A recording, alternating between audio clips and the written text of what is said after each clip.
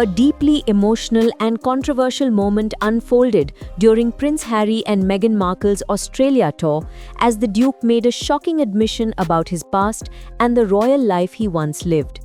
Speaking at a high-profile summit in Melbourne, Harry declared that he never wanted to be a working royal, a role he believes had devastating consequences for his mother, Princess Diana. According to reports by Daily Mail, Harry told the audience that after losing Princess Diana at the age of 12, he was determined to reject royal duties. In his words, "I don't want this job. It killed my mum." A statement that has now sparked global debate over the pressures of royal life and its impact on mental health. What is it that you guys are looking for? Are you looking for a therapist? Are you looking for someone a place you can go to be able to talk to someone in private and be able to share your experiences? Or is it a youth centre where you can just come together, no therapy, no therapist, just being there together, whether it's whatever, it's sports hall, just being able to have a roof and a location where you guys can all meet whenever you want, and that in itself can bring about conversations? Or is it something else? They're very spaced out. Like, you may only have a psychologist there once a week, that's it. And obviously that's going to make huge wait times, which are already occurring anyway. Australia took the lead, right? Your government was the first country in the world to bring about a ban. The Duke went on to describe years of emotional struggle, revealing he often felt lost, betrayed, and completely powerless. He admitted that for a long time he kept his head in the sand, unable to process the trauma and pressure that came with growing up in the public eye.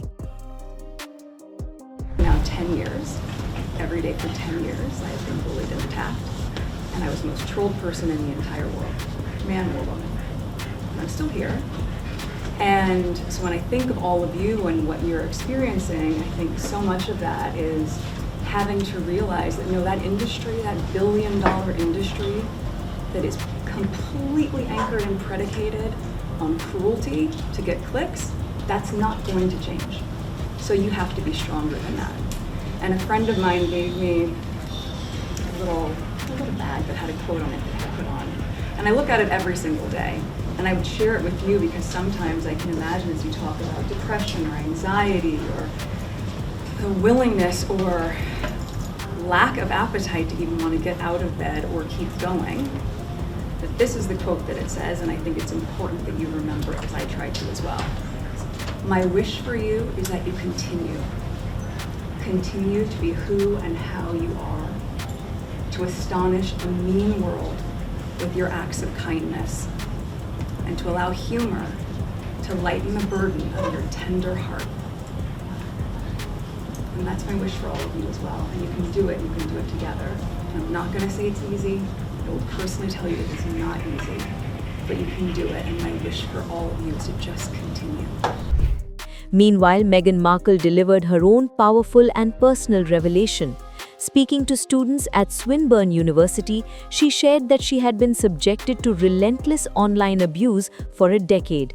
As reported during the session, Meghan claimed she was bullied every day for 10 years and described herself as the most trolled person in the entire world. The Duchess emphasized the damaging impact of social media, calling it an industry predicated on cruelty for clicks. She urged young people to stay strong and not let online negativity define their self-worth, drawing from her own lived experience under constant scrutiny. The couple's visit also included discussions on mental health, where Harry openly spoke about seeking therapy.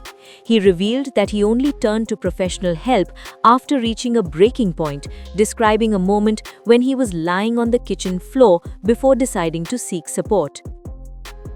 In a broader policy discussion, Harry praised Australia's ban on social media use for under-16s, calling it epic from a leadership standpoint, as highlighted in his interaction with students. He stressed that while the ban is significant, social media companies must also take responsibility for creating safer digital environments. As the tour wrapped up in Melbourne, the Sussexes left behind a wave of headlines ranging from emotional confessions to sharp critiques of institutions and technology. Their candid revelations have once again placed them at the center of global attention, reigniting conversations about royalty, mental health, and life under relentless public scrutiny.